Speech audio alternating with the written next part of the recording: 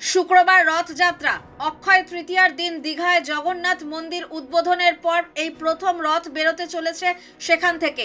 পুরীর আদলেই জগন্নাথ, বলরাম এবং সুভদ্রার জন্য তিনটি আলাদা রথ থাকছে। বৃহস্পতিবার রাতেই রথগুলিকে মন্দিরের সামনে নিয়ে আসা হয়।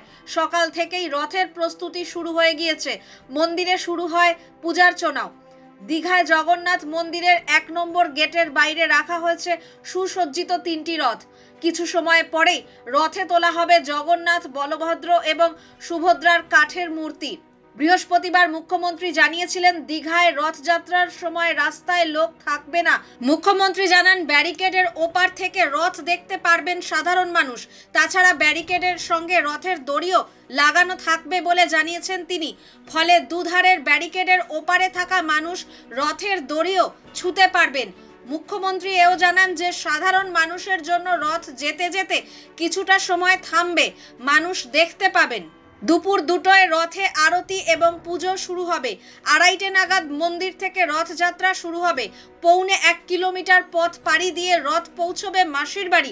বিকেল ৪:৩০-র মধ্যে পুরো প্রক্রিয়া শেষ হবে বলে জানিয়েছেন মুখ্যমন্ত্রী।